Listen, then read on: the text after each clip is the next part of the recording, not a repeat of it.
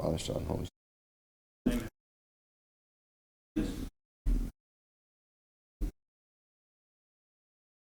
I thought I said right. I'm sorry.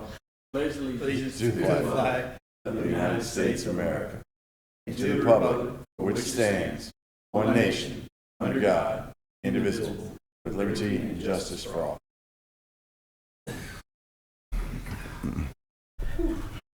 That's hopefully Okay, so everything's still good back in the back? All right. So we're going to go ahead and, as I said at the last meeting, we literally could spend all night, tomorrow, the rest of the month, in digesting and talking about roads and improvements and creating a plan so we can work the plan.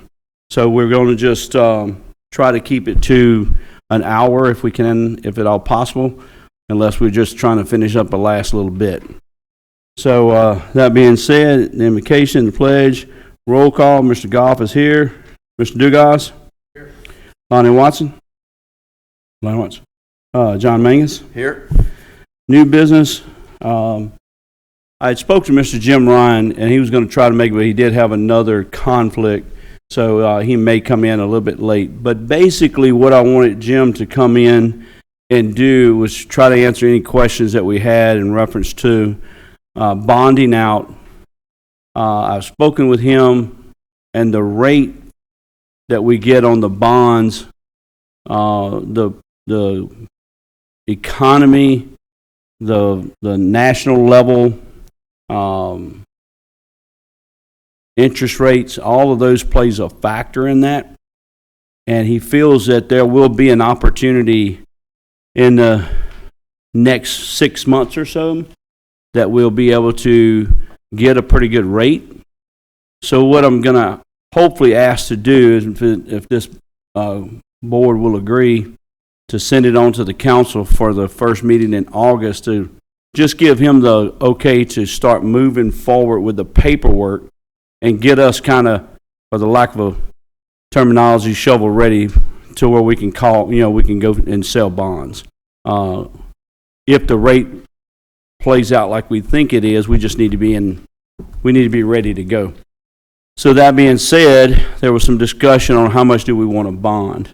And everybody, I've talked to many people about this, and a lot of people want to know what my thoughts were on it and stuff, but I don't believe we should bond out like a massive amount of money. Now, it will be a big number, like a $50-60 million number, but in the scheme of things in our road fund and what it collects over, let's say, a 10-year period, right now it collects $29 million.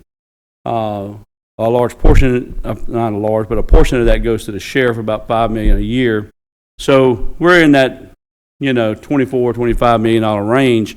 So if you take that in 10 years, that's a lot of money. So, but what we do not want to do is try to bond out too much and dig us a hole where we don't have revenue to be able to do regular maintenance and regular overlays and things of that nature. What we are trying to do with this process here, and I've told everybody that, but I'm going to say it again, is we're trying to help get around that curve. We are still behind the 8 ball in some infrastructure projects. In fact, just some of our roads in general. Mr. Dugas can share that maybe with us, that we just have a lot of roads that really need like a lot of work on them to get them up to a good standard where they'll be a good road for 15 years or so, 10 or 15, 20 years. So those are the roads we're looking at trying to bond, not a neighborhood road and putting blacktop down. We're talking about a road like a Duff Road that goes from a state highway to a state highway that has a safety issue. Is there a couple other ones that you want to? So think of it in the state the mic. classification. He's not going to be able to hear you. Now you might, if you like, you can move it down. But yeah, I'm gonna move it down. Can you get him on camera still? Got him. Okay. So what we're talking about is the state has classifications, and that's kind of what we're in the process of trying to do, is called collectors or arterials. You have major collectors, minor collectors. So think of it as Duff Road as a collector. The more traffic goes down that road than houses that are on it. Whereas a subdivision road, mainly it's mostly used by the residents in that area. So Right. that's kind of different. So we're not talking about, like like Ricky's saying, the subdivision roads that, the people go, that's where they live. We're talking about those collectors or those arterial roads that everybody travels to get from point A to point B. As we said when we started this part, infrastructure, we're not going to worry so much about the money at the front, on the front side. We're going to create a plan and work the plan. So 50 million will not do everything that we need it to do, but it will help us get past the curve and catch up. So the focus and what I feel that our focus is to move traffic and try to create additional avenues to move from point A to point B. So wherever we have a road that is carrying a reasonable amount of people and traffic, we want to look at trying to improve that or extend that. Jubin Road is a prime example. There's several other roads that we're going to connect that's from neighborhood to neighborhood, and it's kind of crazy. Ralph started pointing it out to me, and it's just some of them that are really not a long distance that would make a world of difference. And one that's come up, and I know in the Marpaw area they've preached about it for a long time, but that is taking 63 continuing south. What's the name of that railroad? They call it Old South. Old Railroad. They got, if you go down 63, when you get to 444, across that is Old South Frost Road is what they call it. Yeah, and that's on it. So it's like. So there's a pretty good road bed there and a pretty good right of way already there. Road, yeah. I mean, right. So what we want to look at is try to carry that all the way down to 22, correct. Because it gives them another evacuation route. Mm-hmm. It also helps from a tourism standpoint because Highway 22 is a tourism route, if you will. But those people, just from a normal everyday convenience living down there, it would be tremendous for them as well. But from an evacuation, they only have one way in, one way out for the most part right now. You got to go east or west, yeah. And you got to go a long way. If you had to guess, what? So you're probably talking to get around it. Another 10, 12 miles either way. Yeah, just to be able to come back to the same point. So, where if we cut it in the middle and it would extend to 63. So we need if we kept the existing road, Parish Road, I want to say we looked at it, it's like 2 miles. To make we do 2 miles of road, right? Then we're connecting the south of the parish directly to the interstate. There he is. I covered for you. But now some of us, it's going to be bridges. That's going to be some of the cost. But again, some of this could be used. Some of the bond could also be used as seed money. So when I say seed money, we can get funding through the state, but we have a match. And if we don't have the match, we can't get the 80% that the state would or the federal highway would pay. So that's the other key is, that dollar we can turn into 5. Correct.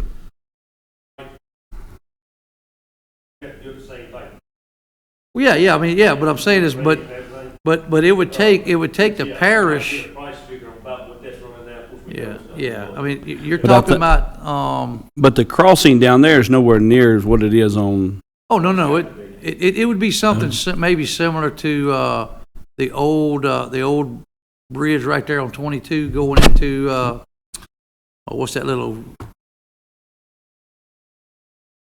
Maybe a 4 or 5 span bridge is all you're talking about. Yeah, at that location. Yeah, it's pretty narrow from what I understand. You know what I'm saying? But the deal with the bridge is going to be a big expense, but that's what we go after, the bridge funds, etc.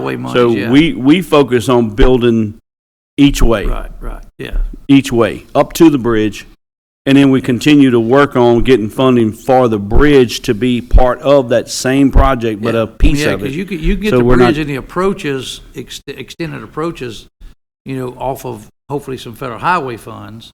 Right. Or let's just, maybe they got, sometimes after one of these storms, they just throw money at you. And, and it's okay, well, let's take some of that, put it with some of this. That's kind of like Cook Road's got like 4 or 5 different funding sources. Well, you're looking at like the ARPA money or whatever. There's a you know, large pool of money. Yeah. We just need to be ready for those things, and that's what the focus here is So to I think get. what we said was a stage 0. So stage 0, DOTD, they have what they call a stage 0. Nothing moves forward without a stage 0. And that's like the first thing. So the problem is we don't have any. You know, there's Right. not. So we're looking at doing some stage 0s, submitting them, have no idea if they'll ever get funded, but Right. at least those projects are in the hopper, you know, ahead of Right. anything else that would come in behind it. Yeah. All right, so we're going to shift gears back to Jim. Oh, no, you got here late. I apologize. I've been on the back door for 5 minutes banging on the door. That door's never been locked. No, in 20 we was years. just nervous. We should have. We unlocked it with our key, but we didn't unlock the fire emergency part of it. That's what keeps it unlocked. Employees, I think I apologize. I'm an employee of the parish. So we haven't went over the roads because I know time-wise it's going to take us a few minutes, and I didn't want to hold you up.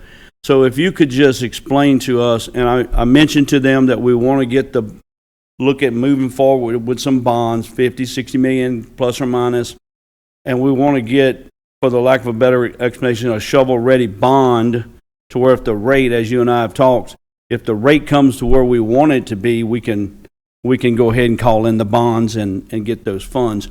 And then we moved on into kind of what we would use those funds for, et cetera. But we're going to go ahead and stop from right there and let you explain to us kind of the bond part of it and, you know, the dollar amount, you know, and just timeline and what are we looking at there. I know you and I had talked about the first meeting in August trying to get it started because of a time situation.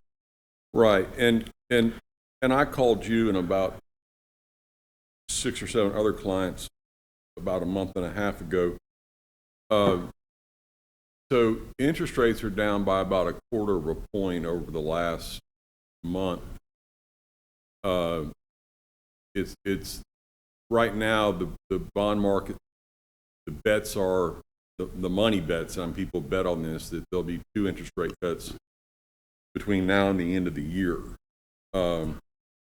So one of my jobs under federal securities law is to advise my clients on timing, and that would be what I'm talking here is you want to be in a position to mid-November lock in a rate. You don't really want to push it much into December at all, because then you get into the holiday season, and a lot of people who buy and sell bonds, these bond traders, like my son is a bond trader up in Little Rock. Well, he'll be down here in Baton Rouge almost the entire month of December. And that's not just my son, that's a lot of people in the bond market. So you lose a lot of bidders when you start getting into December. It's just not, a lot of people just, they're going to take off for the month. So in putting together a timeline, we would be on the August 14th agenda here at the council. And then so you would come back September 11th, bond commission. Come back to the parish council on September 25th. We've got to do a resolution, introduce an ordinance, adopt an ordinance. We'd adopt the ordinance on September the 25th. We'd be on the October 16th State Bond Commission agenda, and we would be ready to close around the 12th or the 13th of November. And when I say close, I mean lock in an interest.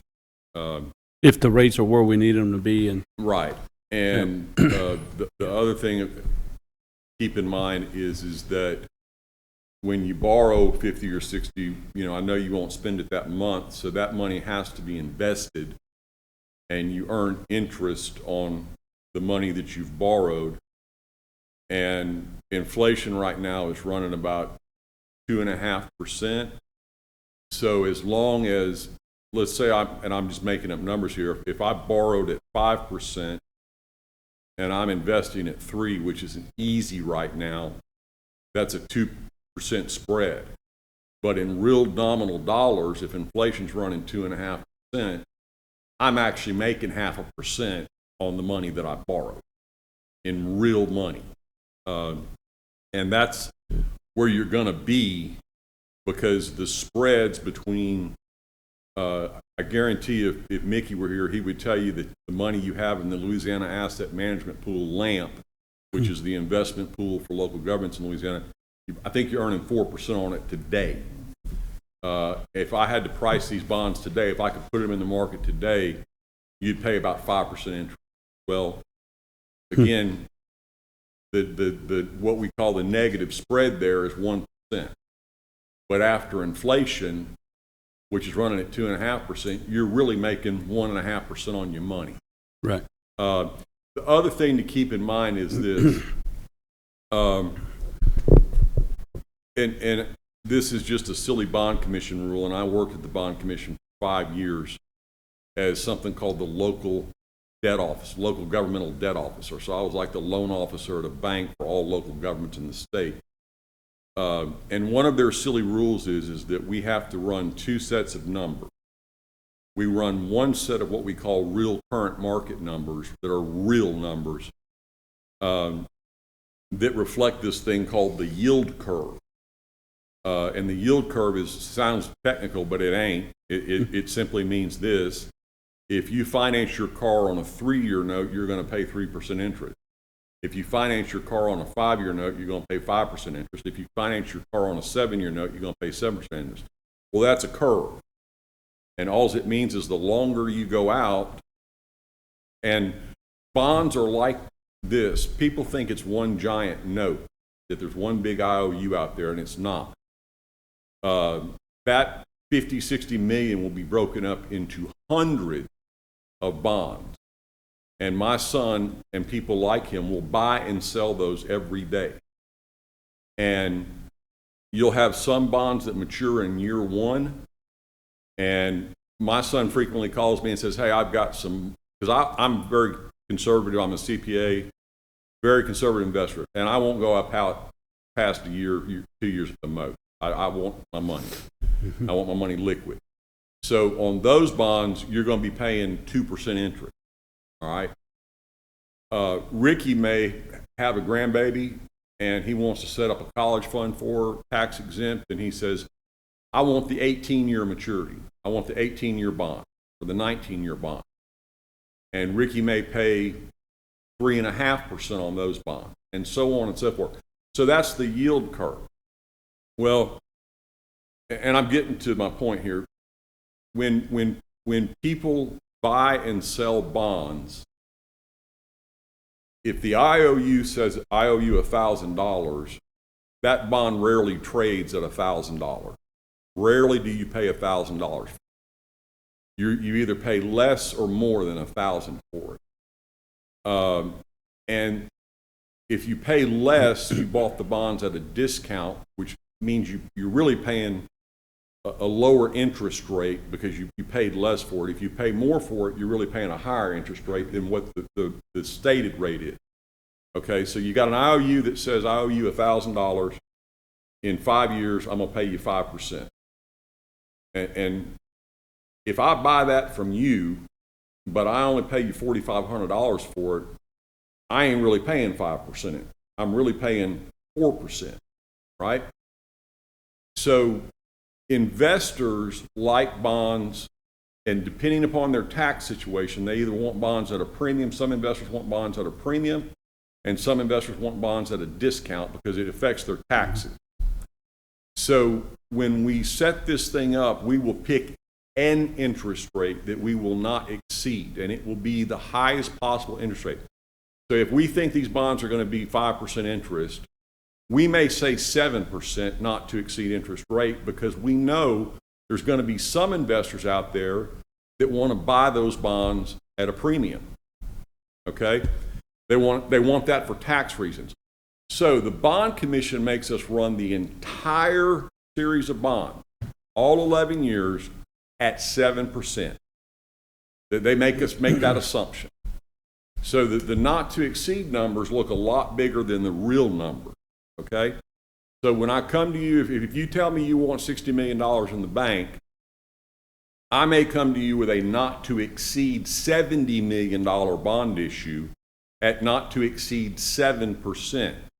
It's not going to be that. It's going to be, you're going to get $60 million and you're going to pay 5%. But again, in order to get you the best interest rate, if I've got, let's say, a Mutual Omaha Life Insurance Company that wants 25 million of those bonds at a premium, then I'm going to mark them up to 7% to sell them to them, but you're only going to sell them, you're going to make them pay $1,500 for that IOU that was $1,000. So yeah, they're getting 7% interest, but they gave you $1,500 for the $1,000 IOU. So their real interest rate is back down to 5%. Okay, so all that is to say, when I show up, if you guys tell me, because this is going to happen, if you guys tell me I want $50 million, $60 million, I'm going to show up with a number that's $10 million more than that at an interest. The resolution's you're going to go, what the heck is this? What is Jim Ryan doing? And that's what Jim Ryan's doing. So to clarify that, all of that, so to clarify that in the scheme of things, our brain is telling us we're going to look at $60 million worth of projects, and you're going to go out and sell bonds based on $70 million. But when you bring it back to here, saying that the bonds were sold, we're only going to be selling $60 million in bonds. You're only going to owe $60 million. I may sell $70 million. Right. Okay. But again, it gets back to, I'm going to give you $1,500 for your $1,000 IOU. Right. Right? So you're only, at the end of the day, you're only going to owe $60 million, and you're going to owe it at an overall rate of about 5%. That's what's really going to happen. I got you. This has to go on an election, right? No. Okay, these don't? No, these do not require an election. And where this is at, we're bonding it, and the collateral, if you would, is the road fund. That's why we don't want to obligate too much of a note. And I did some quick calculations. Tell me if I'm wrong, but it's around 1.3 million for every 10 million that we borrow that we would be paying back the note. Yeah. So if it's 1.3 million, you're looking at, if we did $50 million over a 10-year period, because the time frame is a little different right now, it might be 11, but you're going to look at about a $6.5 million note, if you want to say it that. So when we look at the fact that Let's say 50 million on 11 years. If it's 11 years, it'd be a little less. Yeah, it'd actually be a little less if it's 11 years. Yeah. I just use 10 because it's easy for me to calculate. Yeah. But between roughly $6 million. So if you take the $6 million and we go back to the fact it takes us about $9-10 million to operate DPW, then you got the sheriff in there at about $5 million, so that's $15 million, and we collect about $29 million total overall. So there's some other obligations. So if you take the 6 out with the 15, that puts us at what, 21? Mm-hmm. So you end up with several million still on top of that to do other projects throughout what we're, our every year we'll still have, 10 million, 8 to 9, $10 million. Do you have any idea what our road overlay program? I know it was big this year because we're still trying to catch up, and you know what it's like 15, 20 million for the road overlay program for this year? I don't remember the number. Did 2 years. Okay. Actually did a capital outlay budget of 10. Rehab. Oh, scoot the mic. Scoot the mic over. I'm sorry. That's all right. So we had done a capital outlay budget, and we kind of put in there 10 million a year for road rehab, but that did not include the patching.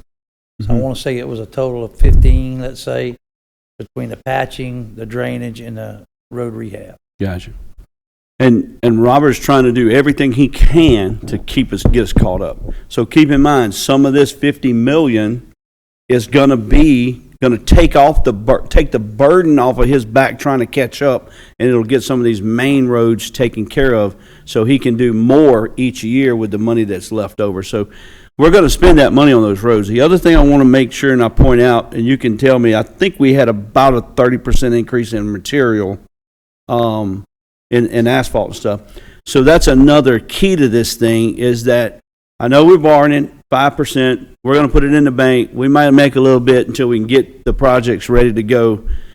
But this is to get us ahead of the curve, get some traffic problems solved, hopefully, get ahead of the maintenance part of it. But also, some of these projects are big maintenance overlays and repairs that, like Duff Road, I just keep using Duff Road example because it's in my district and it's an issue. So the thing is, understand, you're going to spend the money, regardless. That's the key to remember. You're going to spend that $50 million. Are you going to spend it over 2 or 3 years, or are you going to spend it over the 10 or 12 years? Right. You know what I'm saying? So that's the difference. And you're going to lose money. Right. Over 10 or 12 years, you're going to lose a lot more purchasing power. Yeah. Right. Than you have now. And from a Bean County point of view, and from an IRS point of view, they won't let you use this money for maintenance and operation. Right. They just won't. The way the IRS looks at it and the federal government looks at it is, it's got to be for capital projects because of what you guys just said. Because they know where it's really worth it and where it's really a good deal is that you could knock things out in 2 or 3 years instead of having to try to save for 10 years to do some big project, because you're never going to catch up. Right. That's the whole problem. And Ricky, just to clarify a little bit about what you said, the pledge of these bonds is not so much your fund balance or the money you have on hand. It's the pledge is the 0.75% sales tax that you collect for road. So we're not gonna be taking any money that you have in the bank right now and paying these bonds off. We're gonna be taking your future tax collections off that 0.75 penny to pay the bond. Yeah. That we're going to spend no matter what, to Robert's thing. And just this year, our cost for blacktop is 30% more than it was last year. Yeah. So if we just have a very minor 10% increase, everything in Ricky's world says we have to do this, but we got to do it in a caution manner and not bond out the world. Bond out the projects that we identify, put a dollar number on it, bond that out, let Robert go to work over the next 2-3 years with these projects and get them done. And then he's also going to still be putting $10 million in a regular road program that's left out there. I was talking to the mayor of Franklinton the other day, and it just blew my mind. When I got into this business, you could do a mile of road for about $500,000.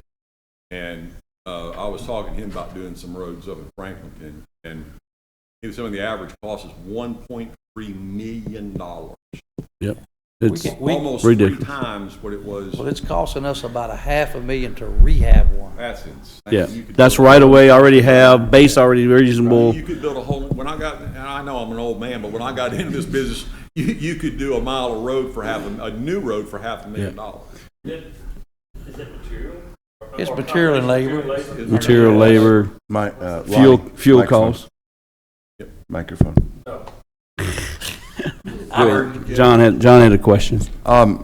Mr. Duga, how much did we spend, not the parish, like total cost, state match, all that, on Cook Road, and how long is that? So Cook Road's a $14 million project. So we're on the hook for 20% of that. Okay, so $14 million. Was there? That's basically a brand new road and bridge and everything, right? Mm-hmm. Okay, how long is it? Maybe 2 miles, maybe. Okay, so that's what we're looking at. Is for yeah for but you're talking about bridges too. So for $50 million, you're looking at being able to do 3 projects like that? No. Well, That's we wouldn't know. We that's- wouldn't do a 4-lane Yeah. curb and gutter. I mean, this It's is not, that yeah. project is not an apple-to-apple Yeah. project. So you got Cook Road, 4-lane with a massive bridge Right. going through that's all brand new versus trying to rehab Duff Road. Well, Right, and, so- and I'm sorry, Rick. Go The ahead. other thing to point out what Robert just said is that $50 million project, y'all are on the hook, that $14 million project, y'all are on the hook for 20% of it, 20%. which is Yeah. $2.8 million. So a lot of this money, as Robert was saying when I walked in, if you can take, if you could take that whole 50, you'd be talking $600 million worth of projects. Yeah. If you Right. could get that kind of, if you If could you get can that get that kind of kind of leverage on ratio. every dollar of it, Yeah. you could take 50 and do 600 million. Yeah, and we will do our best to continue to do that by paying that money to design it and get it to a point where it's shovel ready so we can give it to our legislators and say, go after it. But we are also going to look at just physically investing in our roads that we have now to make some of them better and extend some of them to help move traffic. So as well. so the biggest problem for the Duff Road, let's just use those roads for example, is we know is the right of way. We've discussed That's that. right. So for me to go do that road right, I'm going to have to buy a right of way. Correct. Okay? So to buy a right of way, I got to have that money in hand. To move the utilities, I got to have that money in hand. So that's kind of where I can see this bonded money going is the upfront cost. I can do the road on the regular, through the regular process of our maintenance, like our yearly road program. Mhm. But it's those additional costs that eat it up. Like I could go do probably 2 roads right now and eat the entire budget up in 1 year. That's right. the only 2 roads going to get done. Right. And that's not what we want to do. Right. We want to create more capacity roads to move more cars to help our problem so that those roads will become better for our parish as we move forward so we can go after state, federal dollars. And I'm going to just use Jubin Road, Jubin Extension. So Jubin Road now to 190 is being done. It'll be finished hopefully like reasonably drivable at the end of this year, but next year, 26, it'll be done. But it's already in the hopper, and it's state dollars. We got to do match and all that stuff for Jubin Extension, which goes from Florida Boulevard to Lockhart. So part of this bond is for us to look at Burgess Road being forward thinking. I know that's a catchy little phrase that's not used to being used around government in the parish, but to be forward thinking when Jubin Road Extension gets opened in 28 or whatever it is, we're going to have another problem with the traffic going north. And that's what we need. We need to solve that problem. And that's what part of this is for, is to take Burgess Road as it goes north now and makes that hard turn. We go straight and we get into the power lines and we go to Arnold Road. Then we can go to Kmarket Road. Then we can go to 63. And that becomes an expressway to move traffic to and from the interstate that will also help Denham Springs, also help Walker. And it just makes a lot of sense to where we have, that particular thing. So we're taking that money and investing in that to get that up to the point. But that don't mean we stop there. Then we take and we design a project that we go after state, federal, to 4-lane that to Arnold Road. And you just put it in the hopper and wait. Because right now we have nothing in the hopper and we're so far behind. So now we need to build something to help us with our capacity. And we need to do better with our parish, local parish, larger roads, arteries. Is it arteries? Collectors. Are arteries. Yeah. Collectors. So we need to do a better job with those.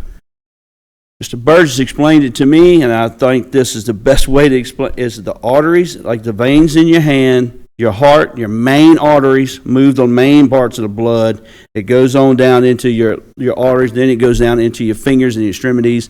Those are neighborhoods. These are like Arteries, Duff Road going back and forth, and then the other ones are Florida Boulevard, the interstate.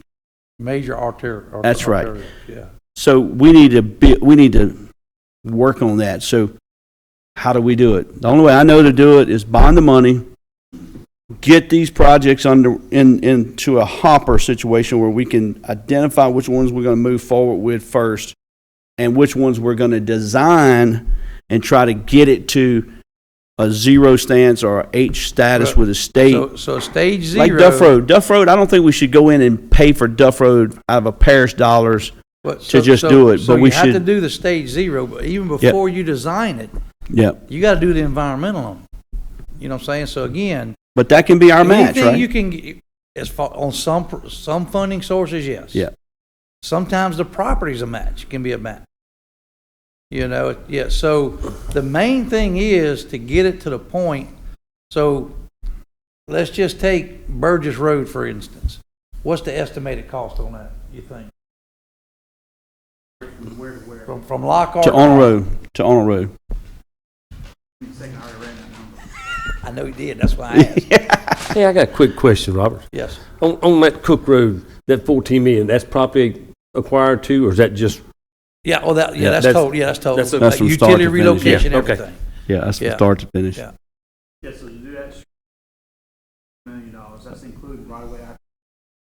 So $20 million from Lockhart to Arnold, right? Right. So if we bond money, you can get the environmental done. You can get the right of way acquisitions out the way and the utilities out of the way.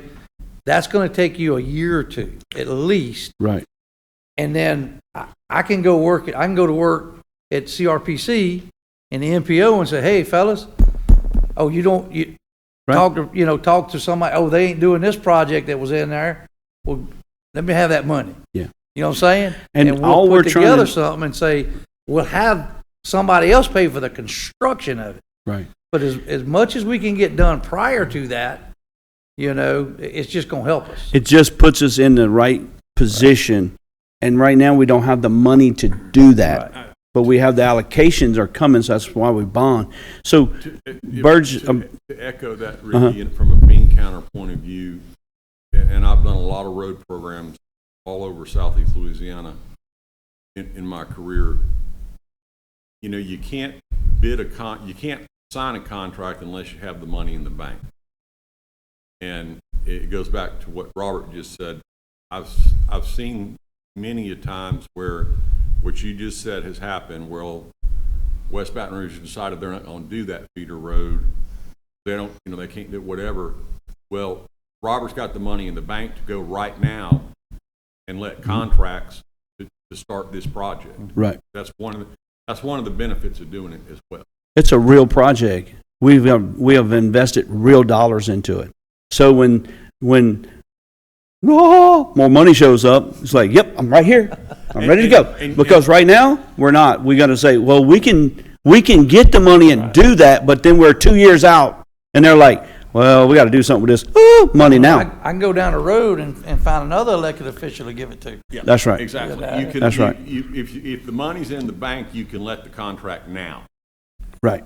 It- And that's what we gotta create more corridors to help And our traffic again, and to everything. echo Mr. Jim's, the bonded money, we shouldn't be doing any of the road rehab patching, You can't. we should, Yeah. that's gotta be separate. You This can't- is to get, Explain that. That's why I said cannot- I used Cook Road as an exemplar and asked you the price of it because, and then said we could basically do 3 because we can't do, as per Maintenance and operation. Mr. Ryan said, we can't just rehab roads. We Now- can't use it to supplement DPW's budget. so you could go Jim's do- gonna explain, let Jim explain Okay, go ahead. the So- criteria with the bond, So. and when we so sell that bond, go ahead. I know it's a fine line, but if you were going to go in and make substantial improvements to a road, and I'm not a construction guy at all, but let's say you've got a 2-lane road somewhere and you're going to make it a 4-lane road, or let's say you've got a road that is just you just almost can't drive on it. You're going to go in, dig it up, put soil cement down, research, all that stuff. That is a capital, that's what we call a capital improvement. You Right. can't just use it to go out and fill potholes. That's Right. maintenance. So And we got to have a list as well. Like, we got to have a purpose and a direction for these funds. So it's not going to be a hodgepodge, let's go get $50 million, put it in the bank, see what happens. That's not what's going to happen do that. here. That's against the law. Yeah, that's not what's going to happen here. What's going to happen is we're going to create the projects So you're gonna that create- surround moving traffic and solving some of the traffic problems. Use And we're this going word to for me. forward Capacity. thinking. We're going to be forward thinking. Use the word capacity. Forward That's what we're thinking. trying to do. Yeah, that's right. If I could, and this always comes up on almost any project like this, to echo what Ricky and Robert are saying, we're going to have a list and a cost estimate and something called a drawdown schedule. And the IRS requires not so much an amortization schedule, a drawdown schedule that says, we think we're going to spend this much on this road in this period of time, this much on this road in this period of time, because you have to have a reasonable expectation under IRS law. You have to have a reasonable expectation that you can expend the money within 3 years. Now, they'll automatically grant you a 2-year extension. All you got to do is file for it. It's just like filing for an extension on your taxes. That ain't a big deal. But reasonably, when you start out borrowing money, the IRS says you've got to have a reasonable expectation of spending this money in 3 years. So you got to tell them what you're going to spend it on. Okay? Now, you're not bound by that. It's a reasonable expectation is what the word is in the IRS code. If something comes up, and I'll give you a great example. We financed an event center in St. Tammany Parish years ago, and they had already done the environmental and all that stuff. They started digging, and it's an Indian burial ground. Okay? Well, they had a reasonable expectation of spending the money, but they're not going to spend it there on that project. So one of the concerns that you always have as councilmen is, well, what if I go get $50, $60 million, and we put it in the bank, and now we're not really in control of it? DPW go do, Robert go do whatever the heck he wants to with it. And we got him the money, and I know you wouldn't, but Robert said, Don't say that. Robert said he was going to do this, and he ain't. And maybe let's say you were going to do this road A, and Robert finds an Indian burial ground there, right? And you can't do it. Well, what keeps Robert from just going, well, heck, I'm going to go do road B and C. So what we do is we put in the bond ordinance, and an ordinance is law, as you guys know. A resolution is just your intent, but an ordinance is law. We put in the bond ordinance that any deviation from the list of projects that we have to provide has to be approved by y'all. So if something comes up, Indian burial ground, y'all, we're going to do a turnabout someplace, can't do it. Okay, well that was going to be $5 million of our money right there. Well, what happened to the $5 million? Well, Robert went and did he paved the road in front of his daddy's house. Okay, and I'm just picking on you. But any substantial change in those projects has to be approved, has to come back to the parish council. Gotcha. And that's always anytime I've ever started doing something like that, the city council, the parish council, or the drainage board, or whoever says, well, that's great, but once we give the money to that guy, who says he's going to do what we told him to do with it?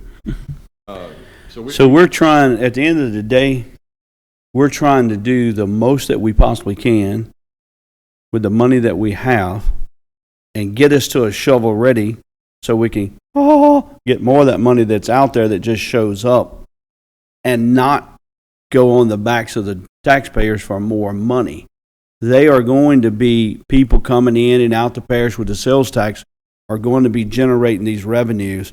Well, my only concern is to continue to drive home the fact that whatever that note is needs to be able to leave us $10 million a year, $8 to $10 million a year to continue to do maintenance, road overlays, ceiling repairs, the stuff that we need to be doing. Because right now we're spending a lot of what we have and into that. So we're just going to pull that out from up front and start these big projects. For as I say, big projects, these projects that'll get us around the curve and help us with capacity, but it'll also put us in a position that we can go to CRPC or MPO and things of that nature and get more funding. Burgess Road North, it's not going to happen overnight, but we'll be able to do, just like Jim said, like you said, we'll be able to put forth some dollars into it, design it, get right away, and that's our match, if you will. And we'll throw it out there, and we'll try to get other funding for it to get to the 20, And 20 million. Mind, too, Rick, I know you know this, but your sales tax is over the last 20 years going up by about 8.5%. And I agree completely with Ricky.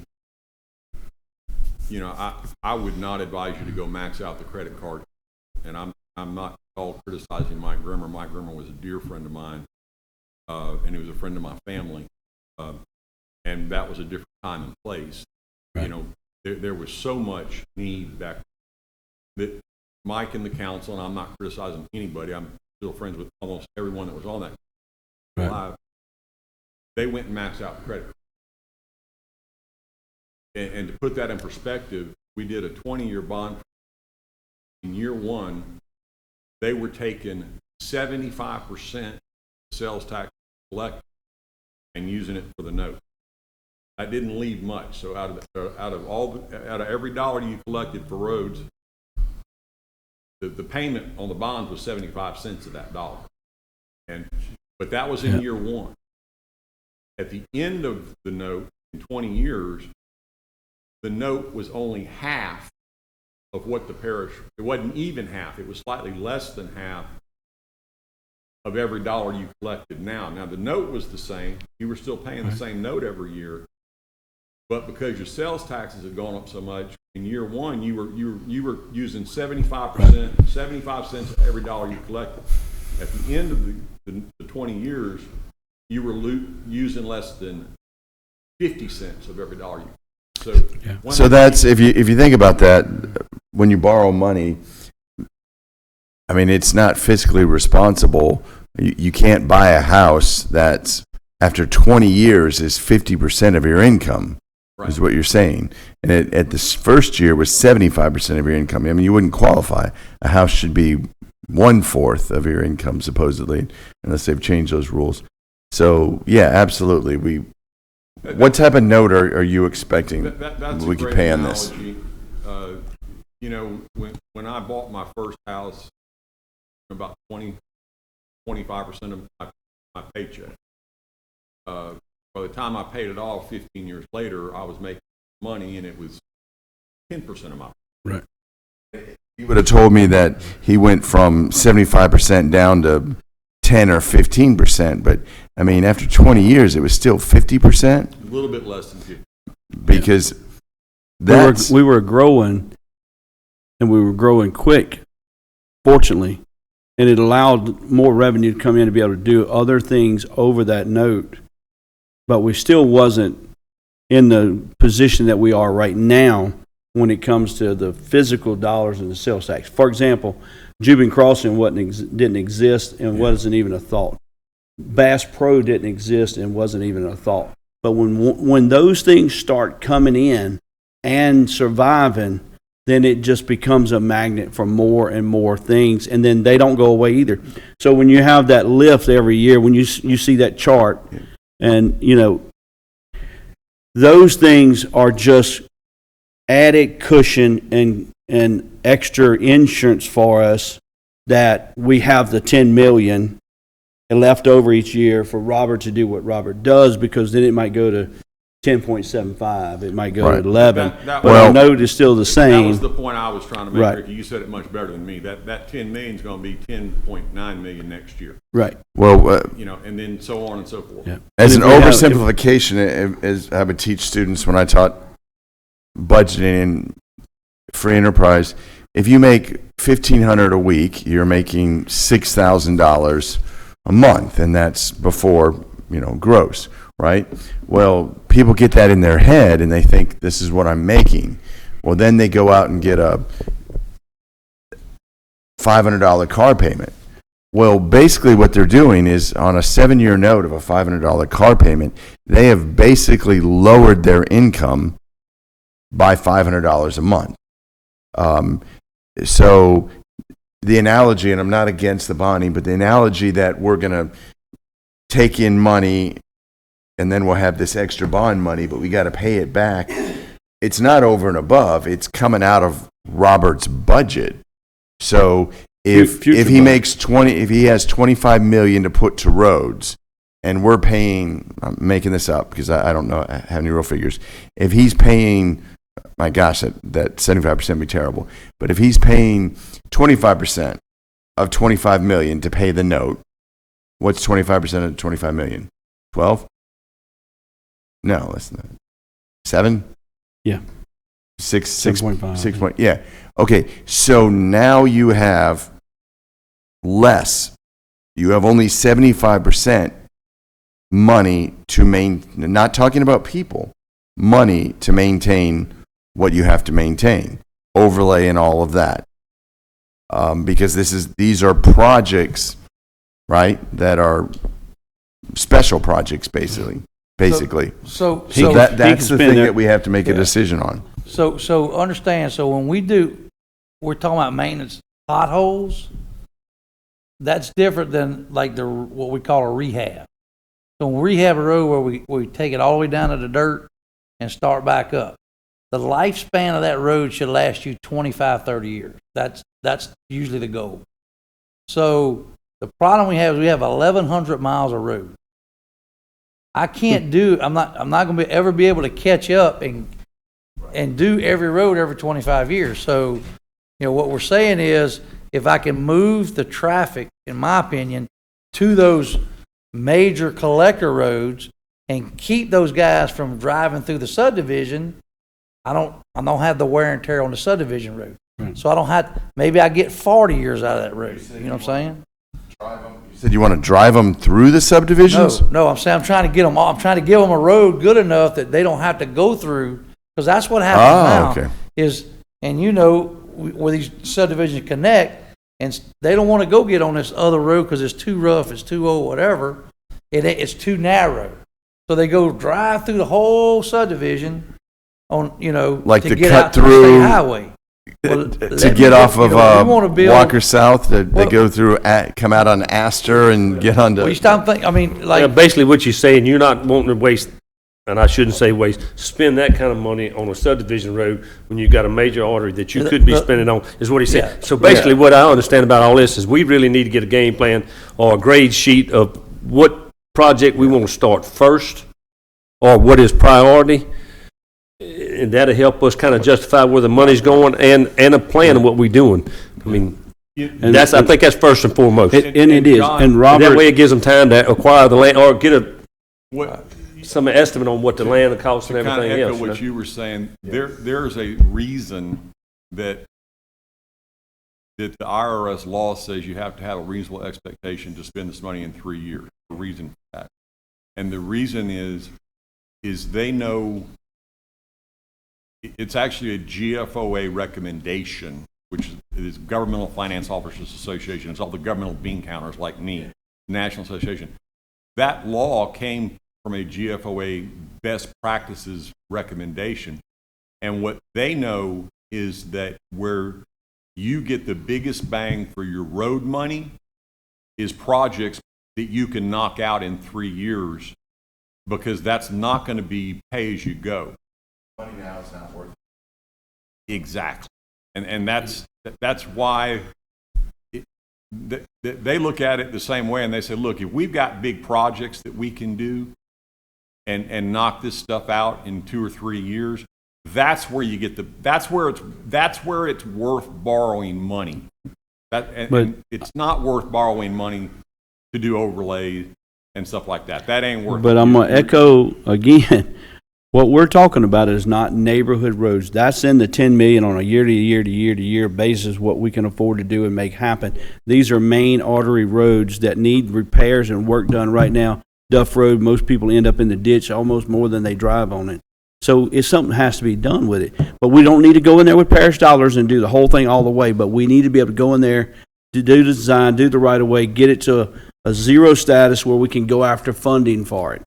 But we need to take the same thing with Duff Road on many, many other roads in our parish to get them shovel ready so our legislators and yourself can go after funds that we can start doing these projects with. Now, the other part of that is to create new additional roads like Burgess Road going north, like 449 going to Black Mud Road, that will create more industrial and commercial impacts for our parish, which is more revenue. So those are the investments that we need to make for our future, understanding we're behind the curve. The problems that they're fixing at Denham Springs with the diamond or whatever, that's just fixing a problem. It's fixing a problem. What we're doing at Walker South with the overpass and 4-laning it, which I agree with 100% further down south, that's just fixing a problem and getting it ready for what's coming. But that's not, it's just going to fix it. We're not doing anything to move that traffic from north to south, and that's what Burgess Expressway will help. It'll create another artery. That's the same thing that 449 will. So look, we done spent enough time. I said we was going to do an hour, and Mr. Burgess is going to have to roll through this piece here, if you don't mind. Not roll through it, but we need to go through. I'm going to jump out of here, but I want to say one more thing. Okay. John, to make your point, that 10 million that you'll have in year one, if sales taxes continue at 8.5%, he'll have 24 million. That 10 million will be 24 million a year in 11 years. And I think that's the point you were trying to make, is that he's not going to be locked in at, say, yeah, year one he's only going to have 10 million to play with. By the time the bonds, he'll have 24 million even after the bond note. Because just at it's 10 million at 8.5% on 11 years gets you to 24 million. Which is the increase in the sales tax. It's basically a new budget line, a line in your budget, another deficit that you're going to have to say, okay, this is what we got to pay. Like if materials went up 30%, now you're going to have to pay that. That's what I look at more than anything. The rate is one thing, and we put it in the bank, we make a little bit off of it, but it's the physical cost of materials. The more that we can get done now and get going, we're ahead of the curve, where material cost is better. So we got nothing but good things. And the best thing about it is this is sales tax based. It's not on the rooftops of our constituents. So these people that drive through our interstate, stop and get fuel or whatever they doing, construction contractors building, they go back home, but they eat lunch. All of those things play into our economic driver, which is the sales tax, and just makes our problem even better. So, and what you just said is why the rule is 3 years. Yep. Exactly. All right. Thank y'all. Thank you. Mr. Ralph, I apologize, but we're going to go ahead and go through this document. It's pretty straightforward. Yes, you can. You can. I know I got to open the door for No, the key, the combination.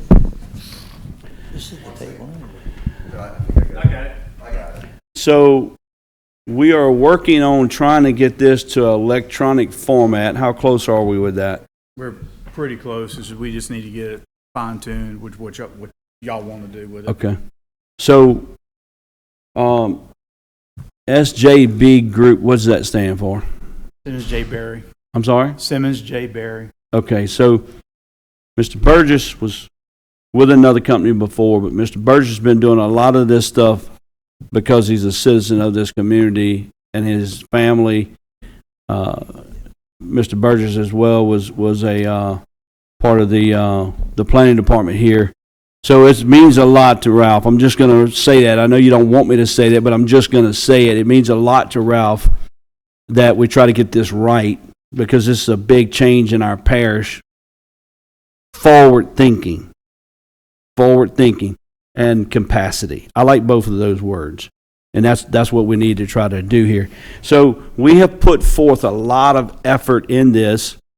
beforehand, and then it's still going to be a living and breathing piece.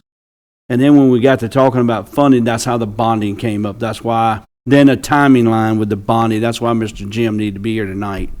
So what we have to do that first August is just announce that we're going to look at doing it, and then it gives him the okay to go ahead and start the process. So now that we got him out of the way, and hopefully we put it on the agenda, we get that moved, then we can go back to work. And when we go back to work, now I need for the lack of a better, I got to try to marry the two of them together.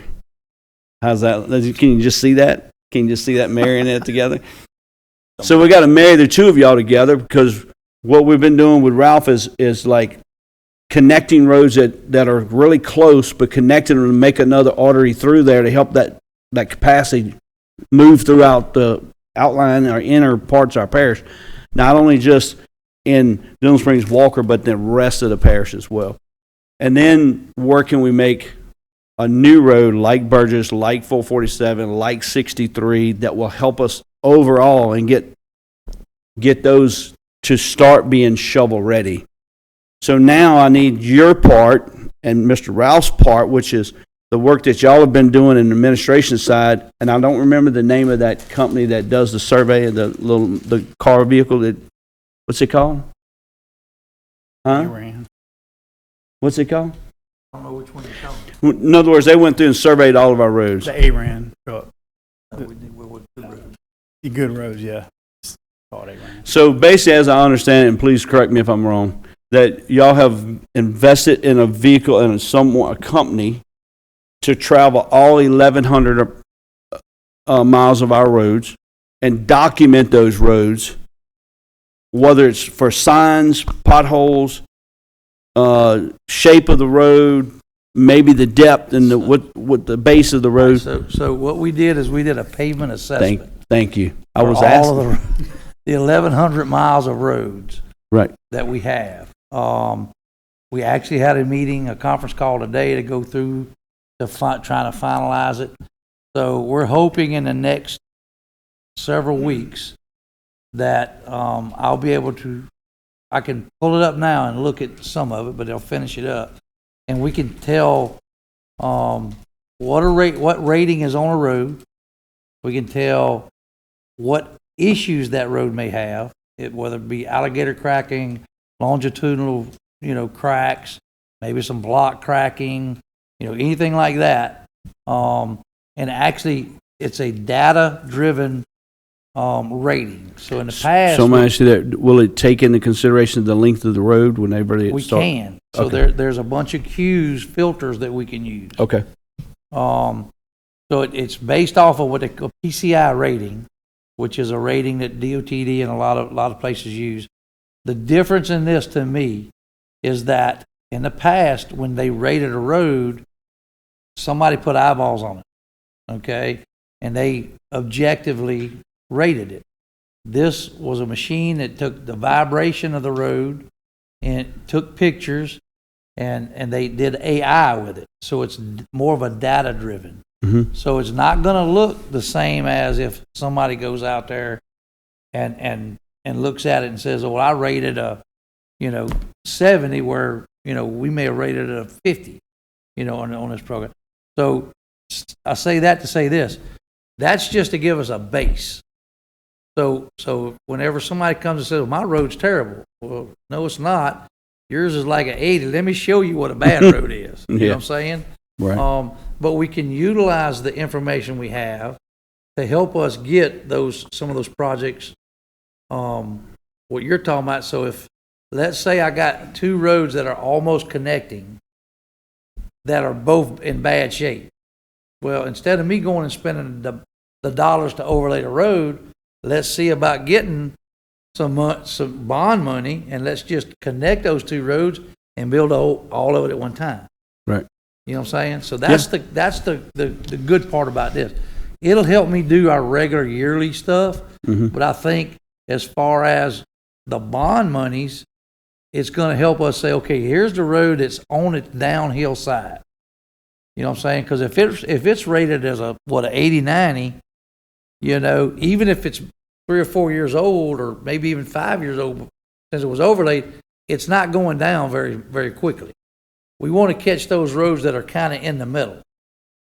You know, of course, the ones that are horrible, we're going to go ahead and do those on a regular, road program. Right, regular overlay. So, I think it's going to be good once we get it, once we finish and we can queue it and do all that stuff. Then yeah, it's going to be a good tool. Go ahead. I don't know how we're gonna do it, or what it takes to do it, but could we get 3 to 5 roads from y'all this priority, moving traffic? Something that, So- in other words, something that So and that way, because he said you gotta have backup. That's right. Well, and that's but we're exactly gonna what need this. him. Y'all ride them every day, and Yeah. Mr. Ralph, Yeah. you work on them continuously, I know. Yeah. Oh, I guess it's what, we just need something So- brought back to us and say, okay. That's pretty. So I can This tell is you, what I we're can going tell you, after. CRPC just put out about 2 or 3 months ago. They're doing an RFQ for road count, and they made the mistake of sending out the link and saying, "Hey, if you've got some areas that you want to get traffic counts on, just put it on the map." Well, I put like 115 in Livingston, so and that was And that's to build more data. yeah, To your know point, where people are this, moving. This program that he's right. talking about gets facts. right. It gets facts, but also the traffic count gets facts. And then the fact is, it might be connecting a state road to a state road to do exactly what you're saying. Yeah. For them two to get married together and come up with 2, 3 different roads, maybe even each district that are that they feel that's going to cost us the most money down the road. It's going to move the most traffic. We're going to get the most bang for our dollar, whether we do the repair or whether we go after funding. I want to caution you on, because you said something about per district. Yeah. Understand this. The way the law is, I cannot do it by district. Right. So Yeah, I I'm understand. saying we'll give you, what I'm saying is Right. we can get together and give you the 30 top priority road. You know what I'm saying? Mm-hmm. To me, that's a better solution. Right. Here's 30 projects that we could do.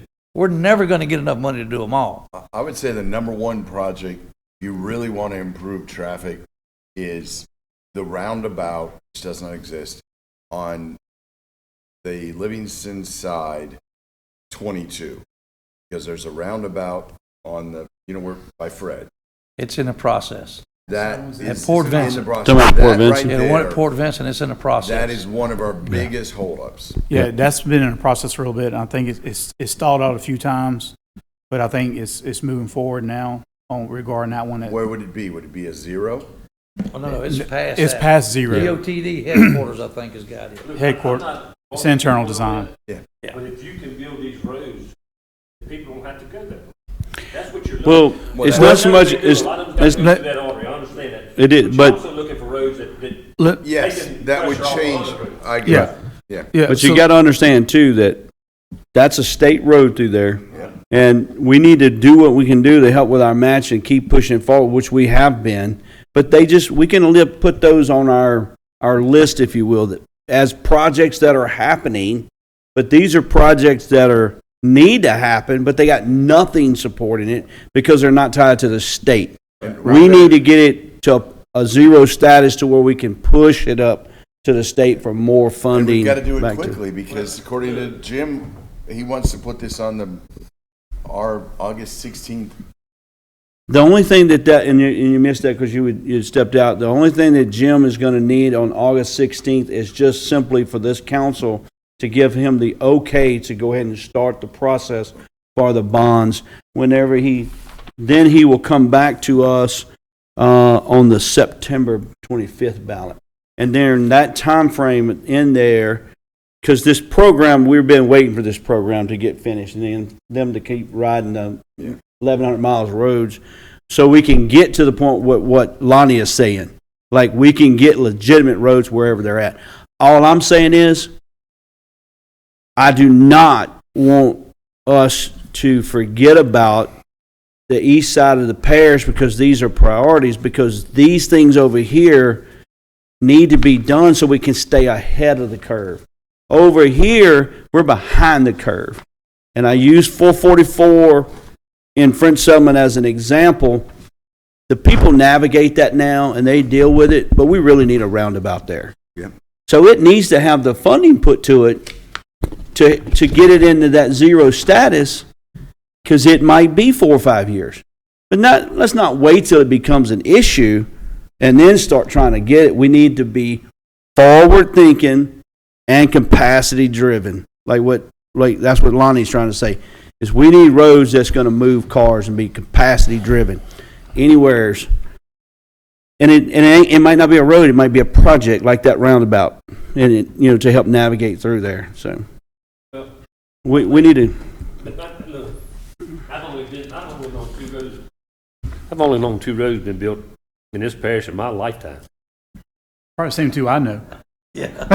Cook Road Yeah. and Bass Pro Boulevard. Yep. Yep. That's And the only roads been built. that's the in my only lifetime. new roads. That's the only new roads. Yes. That's correct. So But I think Jubilee I think it's gonna Extension be, and Burgess will be the next one, and 449 going south. and I think the people want to see the new roads. That's what. Yeah. This 449 going south, you could actually leave Baton Rouge and get off of Satsuma and come down Black Mud Road and go up 449 going home. Never go through Walker, never go through Denham Springs. But you could also get off at Jubin Road once this is done and go north and never hit a red light, except for the red light in front of them. Like I said, I'd love for something like that to happen in my district, and I know the people would too. But in reality, Well, there's for other what you're- places needing What work you're for saying, that. Mr. Lonnie, is the reality for like your district is the funneling coming through Ricky's district or the other south districts. It's allowing your constituents to move north-south, or heck, even east-west. That's the benefit for your district. If you want to look at it in a district sense, okay? It's what can feed into your district that'll help out your district. Not necessarily I need a $3 million connector road. If that makes sense. East-west is. We need it always, to be honest. So 15, 18 years ago, I was in a round table in Baton Rouge with Federal Highway, DOTD, local guys, and all of them were talking about all these lanes they were going to add to the interstate, and all these improvements. And when it got to me, they asked me what. I said, well, here's the problem.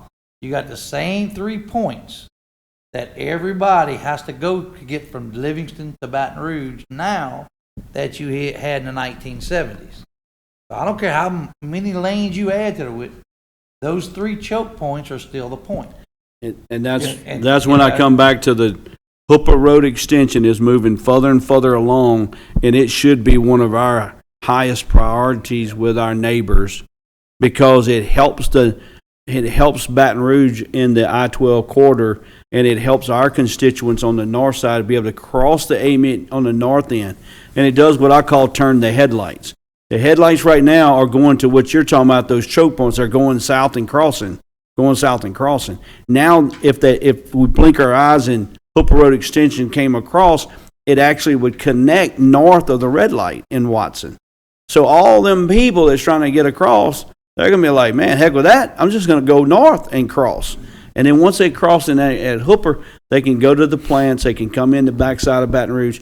All of those headlights are turned coming east on 12 and 10 to get where they need to go instead of coming the other way.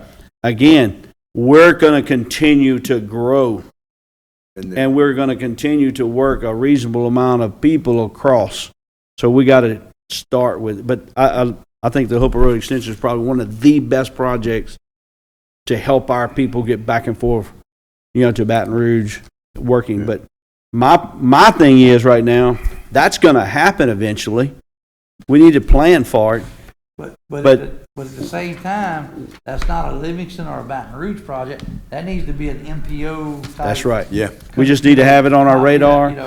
And the more we do this infrastructure, the reason I was asking if it was electronically, I want this to become a living document that people can click on it and they can see, right, what we're trying to do. And we can have little videos that explain where we're at, and we can be as much as transparent as possible.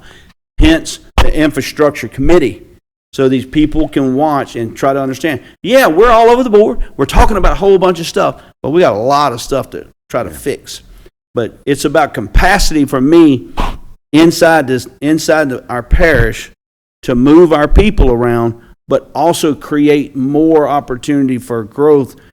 449 to Black Mud Road becomes another commercial corridor. It helps our infrastructure. And if we ever are able to get something done on the interstate to where you can get on and off there, it moves all those trucks out of Walker, moves them over there where it's an industrial type exchange, interchange, whatever you want to call it, forward thinking. The north-south economic corridor also. Right. And then, again, with Lonnie and whoever else is living up north, they can use that as, our constituents can use that as traffic. So it helps the volume. Walker is the highest traffic road in our parish, 27,000 cars. It's that way for a reason, because they don't want to get off at Denham Springs. Jubin Road has helped it, and when the widening does, it'll help it. But the more those homes and more people that, businesses come up and more that's got to navigate on and off the interstate, Jubin's going to become higher, Walker's going to become higher, but because they don't want to get off at Denham Springs. And we need a viable east-west connector across the parish, like through my district. I mean, Drakeford McMorris, the bridge is out. Hood Road is, Being overlaid. Yeah, being overlay. It is, And but it's Drakeford very low. McMorris is one I wanted to talk to you about. Is that still a parish? Who's that? Drakeford McMorris. Parish Road. It's a parish road? Okay. So when the bridge went out, they just didn't fix it. I understand. but we could fix it. We could. I'm just looking at the airports coming and all of that I've commercial already- corridor. I've already met with them and Yeah. put it, so again, in that those classifications, we just went through this, with the capital region, is so they want you to classify your roads, so we actually changed the classification of Drakeford, McMorris, Okay. and South Satsuma, knowing that the airport's coming. Right. So it's no longer gonna be a rural road, it has a classification, So explain to the people out there that have no clue where the heck Drakeford McMorris is and where it connects, why it is so important. So Drakeford, McMorris, man, I went through that road so many times as a teenager. Yep. But it goes from South Satsuma, in the curve, there's a sharp curve there, and it comes out just north of where Richard Price's, where Richard Price's, Shop. Everybody Shop knows. is. Everybody knows where the Dollar General store Okay, is in the Dollar bad General, okay, curve. yeah. So Right. just south Right. of the Dollar General, Right. that's where it would come out. Not as far Yeah. north as Harris. Not very Yeah. far from the Head Start. Yeah. That's where It's almost across from the Head Start. Yeah. It's almost straight across from the Head Start. Yeah. yeah, right there. Right. So So, again, and you're that talking road, about- that road is just about as straight as you're gonna get. So when people are coming up Walker South or going down, if that becomes another viable road, we already own it, it's got a decent base, there's a bridge problem. So to me, that's I think it was a concrete bridge on Timber Islands. That's the issue. yeah. Yeah, the weight. Another thing too is Yeah. that last part is the cheapest. Yes. Oh, yeah. Yeah, that's Timberland. Yeah, that's Timberland. I mean, it's, The other side of Drakeford McMorris, they've been building some pretty nice homes. on the Satsuma side. Yeah. But you also got, not only that area on the line, but you also can come down Drake Mac Walsh Road, what's that, so if you're off that and hit Spring Ranch Road, you come run to right there. That's right. Yes. You see, That's and- right. You don't have That to should- require too much well, more. let me expand on that. Yeah. The That's it. maps you guys have in front of is the working maps from the digital that we originally gave you guys. If you look in that section, in that area, Drakeford McMorris. What section is that on this? Let's map? just go ahead and dive into this. We're not gonna spend a No. ton of I mean, time. it's I already want them to almost take 7, it home with them, but I want it. C-15, somewhere around C-15. Well, let me give you Go ahead. an idea of what happens is at Drakeford McMorris, one of the items is that Drakeford McMorris is going to be an updated road, but also at 447 is a roundabout to put there to make that intersection, because even though they may be straightening Yes. it out, Okay. there's a roundabout we placed at that intersection to be able to push roads through. Also at the Rancher Road, that was a connector over to Milton also. C-15, Mr. John. Yeah. Thank you. over the connector road over toward 447, which eventually would, Milton over to 447 there by Buddy Ellis and all that.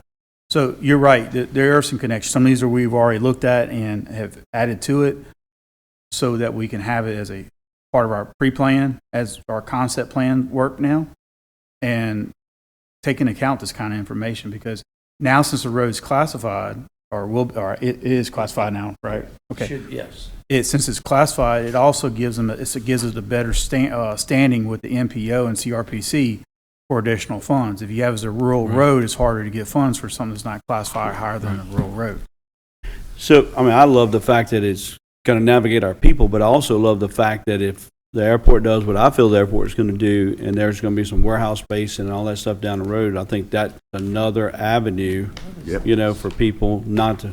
So if you look at the front of the page and you look to the right, you'll see a map, a key map, and you'll see A through E and then 5 through 35 on the bottom. So those are quadrants, and we're each page represents one of those squares. So, Mr. Burgess, if you would, we're going to do just like you did with me the other day. We're going to start at the top left, and we're going to step through. We're going to just step through this by page real quick. We're going to eventually have it electronically. It's going to be electronic. We're going to get. This is like I said, this is a working document right now. But so what our goal here is just like the master plan drainage, how they put it online.